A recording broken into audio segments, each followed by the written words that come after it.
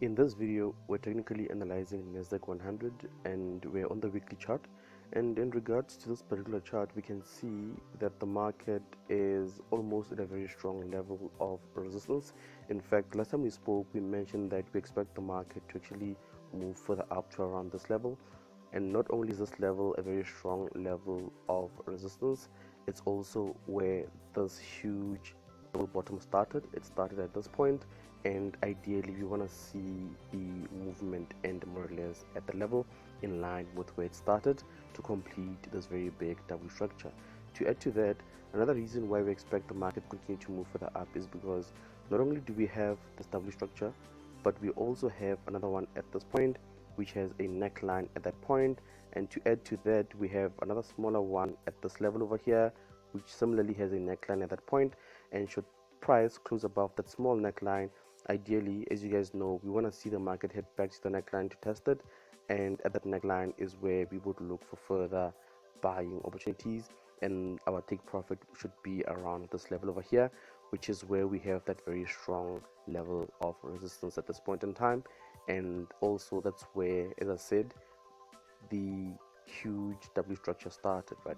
So we expect the market to head up to around this level over here, as you guys can see.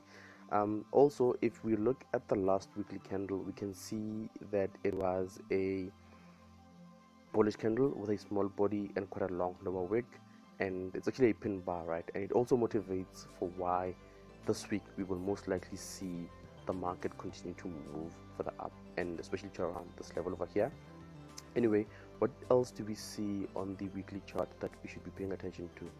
Remember, I also said that as much as we have this huge W structure over here, right, we also have, if you can just zoom in, another W structure more or less at this level, which has a neckline at that point, and we can actually see that the neckline has been violated.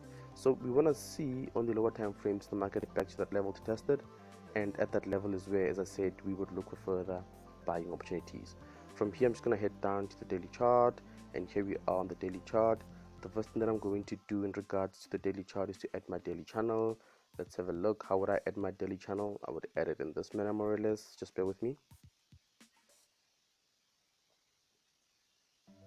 So we could say that this is more or less the daily channel, and from here what I'm going to do is just zoom in. But before I do so, I just want to make sure that my channel is in order. We just need to ensure that whatever drawings that we add to our charts are as accurate as can be, just to ensure that ultimately when we do execute, our execution is also very much in line and perfect as much as possible, right? So here we are on the daily chart. Remember, on the weekly chart I spoke about how we have a double structure at this point which has a neckline more or less at that point, and I said that we want to see the market actually head down to the neckline to test it, and at that point is where we should be looking for those potential buying opportunities, right?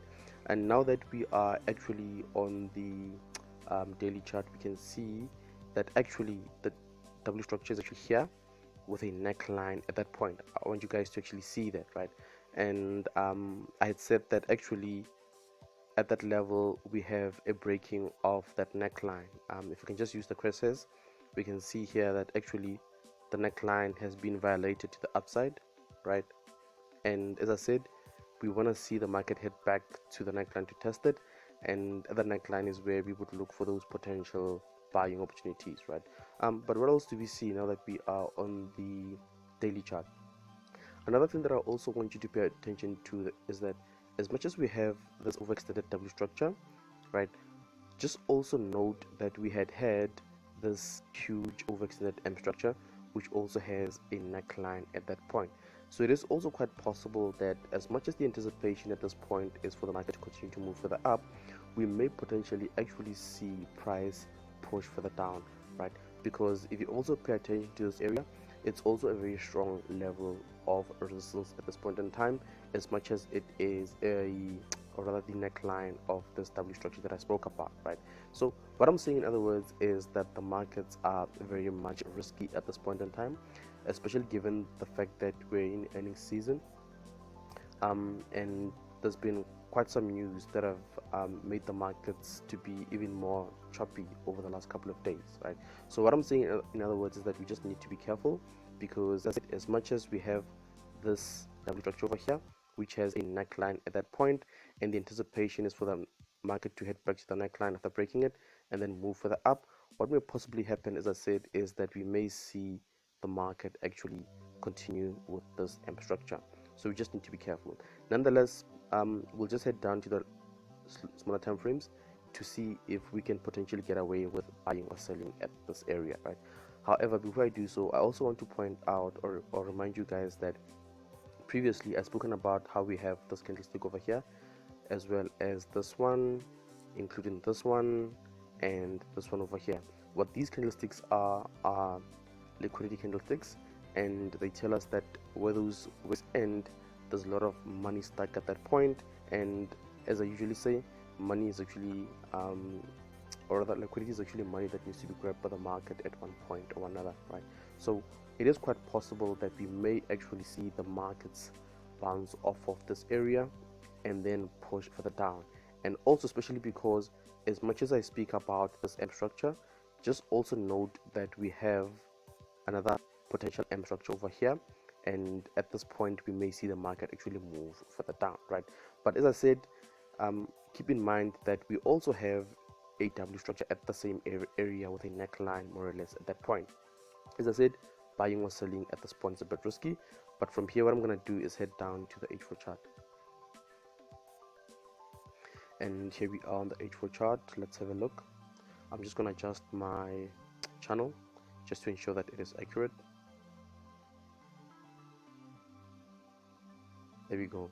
Right, just to recap, remember on the daily chart we spoke about how we have this huge structure in addition to this overextended W structure which has a neckline over there, and we also spoke about how we have this potential M structure as well, right? And I also mentioned that buying or selling actually within this region is a bit risky, as the markets could go in either direction, right? Especially because also we have a very strong level of resistance at that level, which is over here, which is also, as I said, the neckline of this overextended W structure. It's an overextended W structure because this first leg is much lower than that second leg, right? And as I said, we want to see price come back to the neckline to test it, and if it does so, at this point is where we would look for buying opportunities. But for now, as things stand, buying is a bit risky. Buying is a bit risky as things stand. I would not be buying at this point in time.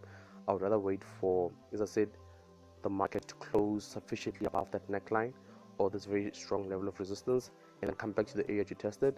And if it does so, at that level is where I would look for further buying opportunities, right? Just also remember that I spoke about how we have this potential M structure here, and at this point we may potentially see the markets move down to around this level, right? So in as far as buying or selling, for that matter, at this point in time I don't see any actual buying or selling opportunities. What I would do at this point is just hang tight and see how the market reacts in and around this area. But for now I can tell you that a lot of people have sold at this point. Why do I say so? That is because they saw the formation of, firstly, they saw price being at a very strong level of resistance at this point, as we've had multiple rejections at that level. Secondly, they saw the formation of an overextended M structure over there, and thirdly, they saw the market closing below the neckline of that overextended M structure. It's an overextended M structure because that first leg is much higher than that second leg. Can you guys see that, right? So as I said, a lot of people actually started selling even some more when they saw the neckline being violated to the bottom. But as you can see, currently we have a bullish candlestick which seems to be forming, and as I said, we may potentially see the market push further up. Nonetheless, in my humble opinion, buying or selling for that matter in this area is a bit risky, and the markets may go in either direction, right? And myself personally, at this point, I'm not gonna do anything. I'm just gonna wait to see what happens next in and around this area, as it's too risky for me to be buying or selling.